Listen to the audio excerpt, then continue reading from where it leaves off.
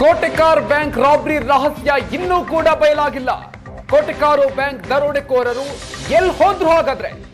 Route map ತಡಕಾಡಿದ್ದಾರೆ ಪೊಲೀಸರು. ಅವರಿಗೆ big shock ಆಗಿದೆ. ತಲಪಾಡಿ ಟೋಲ್ ಗೇಟ್ ದಾಟಿ ಕೇರಳ ಕಡೆಗೆ ಈ ಕಾರು ತೆರಳಿದೆ ಅನ್ನುವಂಥದ್ದು ತನಿಖೆ ಸಂದರ್ಭದಲ್ಲಿ ಗೊತ್ತಾಗಿದೆ.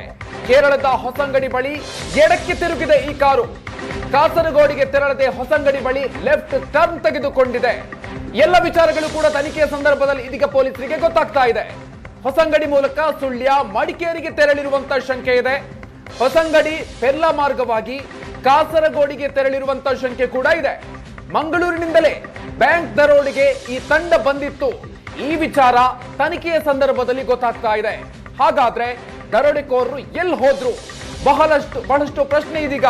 ಈ ಹಿನ್ನೆಲೆಯಲ್ಲಿ ಪೊಲೀಸರು ಉತ್ತರವನ್ನ ಕಂಡುಕೊಳ್ಳುವಂತ ನಿಟ್ಟಿನಲ್ಲಿ ಪ್ರಯತ್ನವನ್ನ ಮಾಡ್ತಾ ಇದ್ದಾರೆ. ಅನೇಕ ಸಿಸಿಟಿವಿ ದೃಶ್ಯಗಳನ್ನ ಕಲೆ ಹಾಕಿದ್ದಾರೆ. ಈ ಸಂದರ್ಭದಲ್ಲಿ ತಲಪಾಡಿ ಟೋಲ್ ಗೇಟ್ ದಾಟಿ ಕೇರಳ ಕಡೆ ತೆರಳಿದೆ ಅನ್ನುವಂಥದ್ದು ಗೊತ್ತಾಗ್ತಾ ಇದೆ. ಕೇರಳದ ಹೊಸಂಗಡಿ ಬಳಿ ಎಡಕ್ಕೆ ತಿರುಗಿದೆ ಈ ಕಾರು. ಕಾಸರಗೋಡಿಗೆ ತೆರಳದೆ ಹೊಸಂಗಡಿ ಬಳಿ ಲೆಫ್ಟ್ ಟರ್ನ್ ಕೂಡ ಮಾಡಿದೆ. ಹೊಸಂಗಡಿ ಮೂಲಕ ಸುಳ್ಯ ಮಡಿಕೇರಿಗೆ ತೆರಳಿರುವಂತಹ ಶಂಕೆ ಕೂಡ ವ್ಯಕ್ತ ಆಗಿದೆ.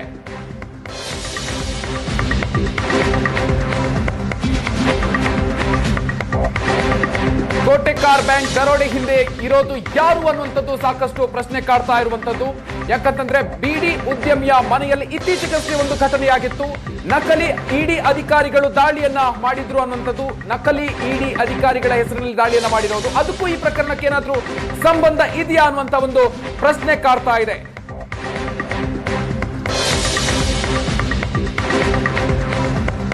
ಎರಡು ಪ್ರಕರಣಗಳಲ್ಲಿ ಕೂಡ ಕೇರಳ ಗಡಿ ಭಾಗದ ಗ್ರಾಮಗಳೇ ಟಾರ್ಗೆಟ್ ಆಗಿದೆ. ಜನವರಿ 4ರಂದು ಗೋಳಂತೂರು ಗ್ರಾಮದಲ್ಲಿ ನಕಲಿ ಇಡಿ ದಾಳಿಯಾಗಿತ್ತು. ಇಡಿ ಹೆಸರಲ್ಲಿ ದಾಳಿಯನ್ನು ನಡೆಸಿ ಕೋಟಿ ಲೂಟಿ ಮಾಡಿದ್ರು. ನಕಲಿ ಇಡಿ ದಾಳಿಗೂ ಬ್ಯಾಂಕ್ ದರೋಡೆಗೂ ಕೂಡ ಸಾಮ್ಯತೆ ಕಂಡು ಬರ್ತಾ ಇದೆ. ಸಿಂಗಾರಿ ಬಿಡಿ ಮಾಲೀಕನ ಮನೆಯ ಮೇಲೆ ದಾಳಿಯನ್ನ ಮಾಡಿದ್ರು. ಎರಡು ಪ್ರಕರಣಗಳಲ್ಲಿ 6 ಜನರ ತಂಡದಿಂದ ಕೃತ್ಯ ಆಗಿತ್ತು. ಎರಡು ಪ್ರಕರಣಗಳಲ್ಲಿ ಕನ್ನಡ ಹಿಂದಿ ಮಾತಾಡಿದ್ರು ಆಗಂತುಕರು. ಕೇರಳದ ಗಡಿ ಭಾಗವನ್ನ ಗುರುತಿಸಿ ನಡೆದಿರುವಂತಹ ದರೋಡೆನ ಇದು. ಕೇರಳ ಗಡಿ ಗ್ರಾಮಗಳೇ ಆಗಂತುಕರ ಟಾರ್ಗೆಟ್. ಹಾಗಾದ್ರೆ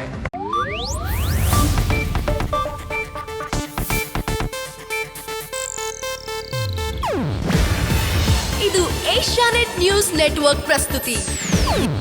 ನೀವು ನೋಡ್ತಿದ್ದೀರಾ ಏಷ್ಯಾನೆಟ್ ಸುವರ್ಣ ನ್ಯೂಸ್.